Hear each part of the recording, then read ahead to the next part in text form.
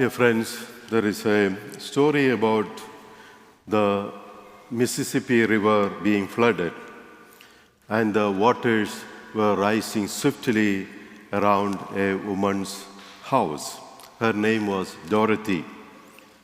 The waters rose to the front porch, then to the second story windows, and then finally to the roof of the house.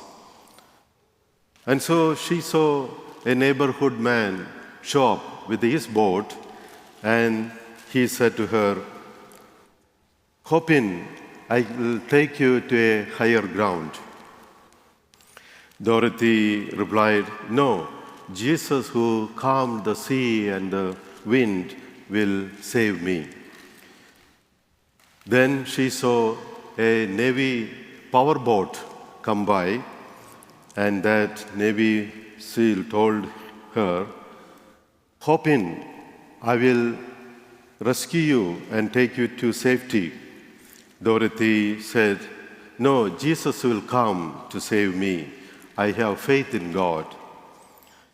And then finally, as she was sitting on the roof of the house, there was a helicopter flying over, and then the people inside shouted, "Grab the rope, climb in, and we will take you to a safe place." Dorothy said, "No, my Lord will come to save me." Finally, Dorothy unfortunately drowned in the flood waters. The next thing Dorothy knew was she was standing before the Lord. And she was not too happy, and then complained to Jesus, "I put all my trust in you, and why did you forsake me?" Jesus said, "You see, I send you a rowboat, I send you a powerboat, and then finally a helicopter.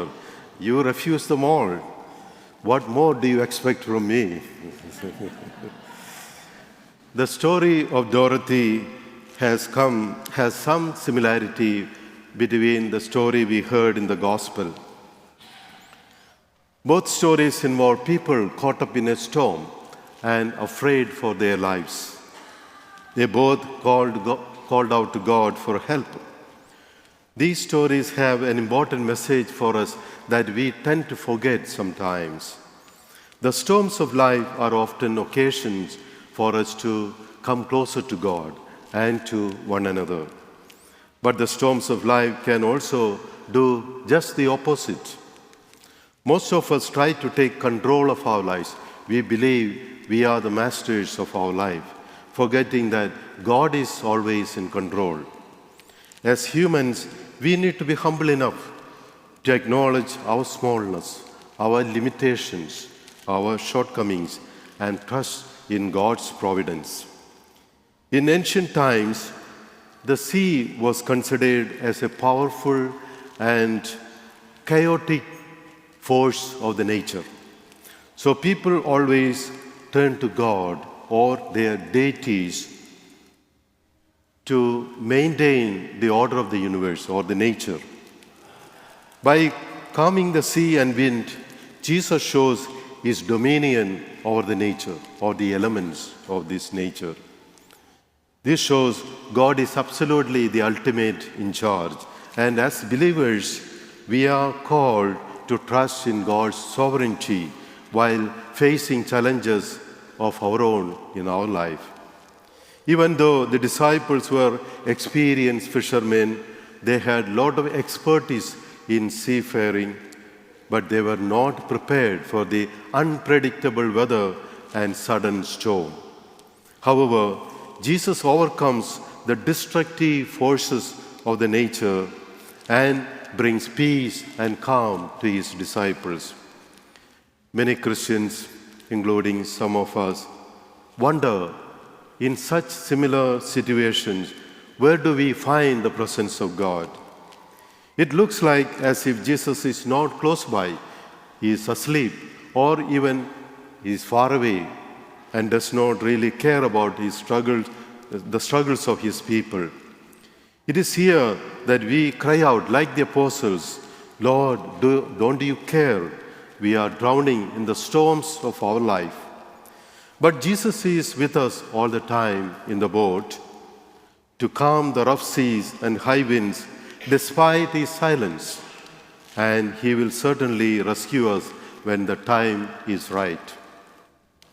Dear friends, we need to remember that Jesus has always been in the boat of our life, and we all experience different kinds of storms in our life. Physical storms, emotional storms, spiritual storms, and the like. We face storms of sorrow, doubt, anxiety, fear, and worries. Only Jesus can still these storms, and he can give us the real peace in the storm of our sorrows and sadness. When the storm of doubts seek to uproot the foundations of our faith in God, Jesus is there to calm that storm, revealing his true identity, using his divine power and authority, as we saw in today's gospel. Finally, Jesus has given us the promise that he will be with us till the end of times, protecting us from all the storm of our life. I like to close with a quote from St. Augustine, who had to face many storms in his life, especially his doubts about God and in faith in God. After his search for 30 long years, he finally recognized the presence of God in his life. There is a beautiful movie called Restless Heart. I would highly recommend that you watch that movie. And there is also a book, classic, written by Augustine himself, Confessions. In that book, he writes, "Our hearts are restless, O Lord, until they rest in you." Let me repeat that. Our hearts are restless, O Lord, until they rest in you.